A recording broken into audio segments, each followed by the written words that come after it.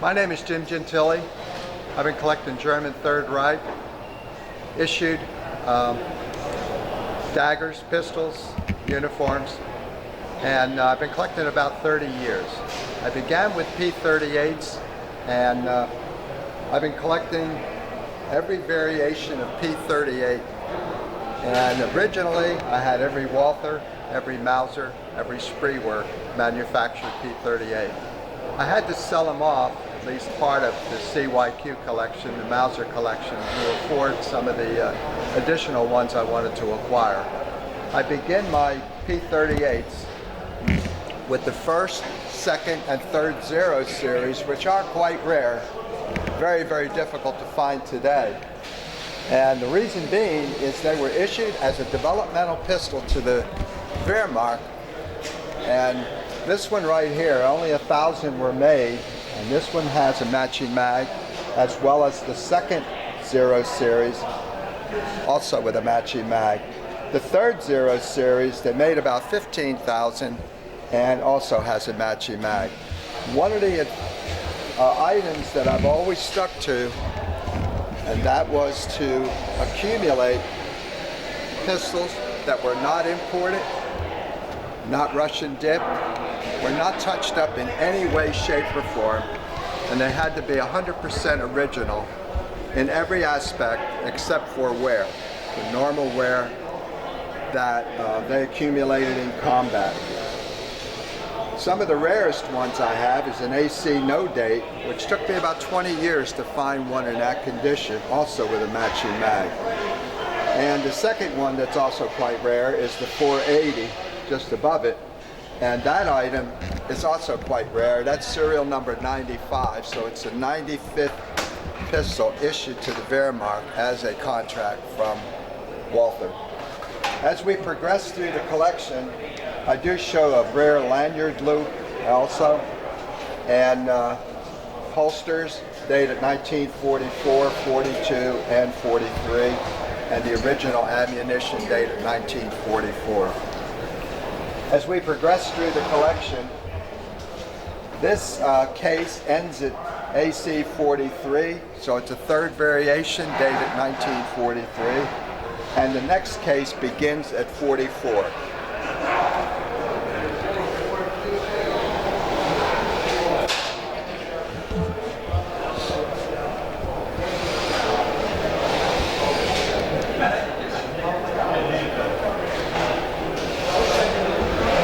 One of the rarest pistols you could ever find is this one right here. It's marked AC 43, but in actuality, it was the serial range is in the AC 44 serial range. That slide is an FN slide. FN was under contract to Walther to produce slides to supplement production. Walther was sent approximately 200 slides for them to gauge, check out, and approve for continuing production by Fabrique Nationale. Once that approval was issued, the FN slides were sent to Spreework Corporation, building P38s, and also Mauser. So they're fairly, I won't say common, but you can find them easier. This is about one of only 200 that were made. This was actually a walk into a show, gun show, about 20 years ago. And I was able to find it, and I acquired it very, very quickly. As we progress through, I do have some of the commercial items that Walther made. And before we get to those, I'd like to point out that this is an AC 45. It's about the last of the P38s. This item here is a Zero series, which Walther began producing at the very, very end of the war. And what happened is that was basically made for the commercial market, and Walther stamped it with a 359 acceptance stamp and issued it to the military. As we progress through here, this is an HP, it's Here's Pistola, and that is a commercial variation, probably made about 1940. This one here is also another early commercial, as well as one of the Swedish issue. They're made 1,000 for Sweden, and that is one of the 1,000. As we progress through here, here's a military HP. It was made for the commercial market. It was stamped by Walther, issued to the military. This is also a P38 commercial and a AC-45 mismatch. This is a very interesting pistol. At the very end of the war, when Patton's 3rd Army, 11th Armored Division went into Zella Malis and took over the Walther factory, many of the people that were left there were mostly civilians assembling guns for the GIs. So they call these cigarette guns, and the reason for that is you give them a pack of cigarettes and they throw a gun together for you. They do not match because there was no consideration given to serialization, acceptance, proof firing, or anything of that nature. They were just thrown together, given to a GI for a pack of cigarettes. This collection also includes one of my very, very favorite collectibles, and that's the Luger collection. What I did here is began with the K date. That's the first Mauser-produced pistol for the Wehrmacht in World War II. Because of the Versailles Treaty, Germany was not allowed per the Versailles Treaty to manufacture 9mm Lugers. So what they did, they manufactured 9mm Lugers, but rather than date them, they put a K on it. So this was made 1934, right after Hitler came to power. That's a full rig. That's the holster, the spare mag, and also the tool. And in the K date, they issued a cleaning rod. It's the only time they issued a cleaning rod. This is the G date, and that's slightly out of sequence. That's a 36. It should be the G date, and it's around here somewhere. Anyway, the G date was 1935. So again, they kept the code for the year, 1935. Then we get into the, in fact, here's the G date there. So what we have is the 1935 model Luger, and then after that, Hitler said basically, I will begin dating the Lugers as they have always been dated since 1908. And then we begin with the 36. The 36, and that goes all the way to BYF 42. So that's a full rig. There's 11 pistols there, 11 holsters, and of course the tools and the magazine that constitutes the rig.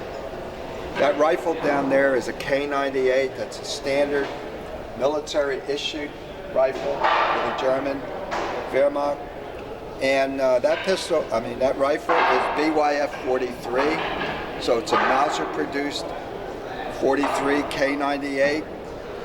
And it is in really great condition. It does have the laminated stock, as you will see. With that rifle, I also have the cleaning kit, the 8mm ammunition, still cased, dated 1944, and also a bayonet that is dated 1943, commensurate with the rifle. The Daggers, I've been very lucky in that I knew some individuals that were authorities on Daggers. For I would never touch one in today's market because there's so many fakes. But what you'll see here, this is the Luftwaffe Dagger here, and that is their first model. This is the second model, dated 1942. The first model is dated 36. This is an SS Dagger. It's a enlisted man's dagger. It does have the vertical hanger and the regular accoutrements for the SS. And that's an RZM dagger dated 1936. These are things I collected through the years to complement a display. Basically what you see, this is a hard item to find. That's the German cross. They normally wear that on their tunic on the lower left side. This they wore around their neck. It's the Knight's Cross of the Iron Cross. Of course, that's maker marked, the original ribbon. This is a second class Iron Cross, that's the first. And these are war merit crosses, first and second. And then this is the Iron Cross first class, and that's a spons they call that. And they add that to their above their badge, it would be above that. That's a very rare youth knife, and the reason why it's rare, it does not have a reconso, which would be right in here. And this is maker mark, not RCM, which is a big item for collectors. They like the maker marks that are very, very early, before they went to the RCM stamps. As we go down here, one of the things I like to point out. Souvenirs. This case contains, this is a Navy dagger, dated 1943. It's the second Kriegsmarine dagger, second model, and it has all the accoutrements that went with it. This, what we see here, is a standard issue hair dagger, that means Army, and it's an officer's dagger with the portapee. This is a rare NSKK service dagger. You can see by the black scabbard. The NSKK was the transportation division under the SA. This is an SA dagger, and that's dated 1936. One of the things I'd like to point out, this dagger was a special order dagger because it has oak handle or oak grip, where this has the rosewood. All models were rosewood, except a special order. I also added the accoutrement there. You were talking about an SS flag and armbands and things like that. One of the things about that armband is 3 pieces. The swastika is a separate piece sewed on. The white is separate against the red background.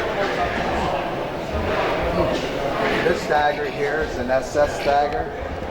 It's also very hard to come by, and I purchased that from a noted dagger collector in the United States, and he was able to validate it for me and gave me a letter of testimony. Any other questions? No. This uniform? Yeah, the uniform. This uniform, basically what I said, is an artillery uniform. It's dated 1944.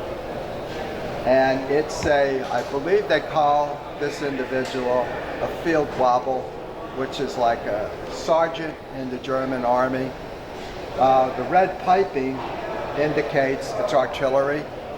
The patch, one of the patches indicate it's coastal artillery, while the other one is a proficiency badge. This does have an Iron Cross second class ribbon, which apparently was awarded to him. And this is a wound badge. It reflects he was wounded, I believe, once, twice, possibly. Okay, once, twice, maybe 3 times, I think, is the black badge, but I'm not 100% sure. This piping up here, and also that device, indicates his rank, which is a sergeant in the artillery. The red indicates artillery.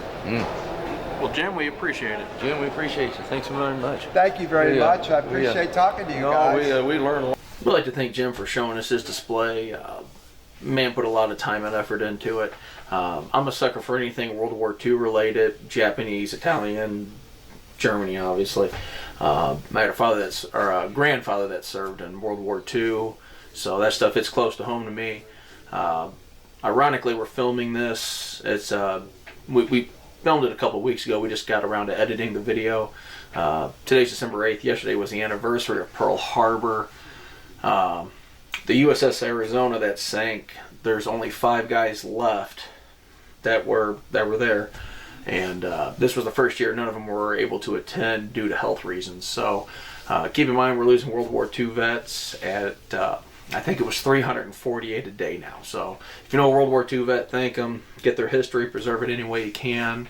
You know, it's a crucial part of our history that we're starting to lose now. So thanks for watching. Hope you enjoyed the video. On an update, the Remington Model 11 video. We're on the verge of putting that thing back together. We had one little problem with it. The trigger guard had a little bitty pit in it. We polished out. We lost some engraving. We sent it back down to Ray for a little touch-up.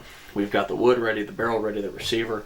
As soon as we get that guard back, we're going to do an assembly video. We've had a lot of people inquire about that. That's going to be a fantastic video. When we get the before and afters of that gun, it came out really nice. I can tell you that already. Thanks for watching and hope you enjoyed it.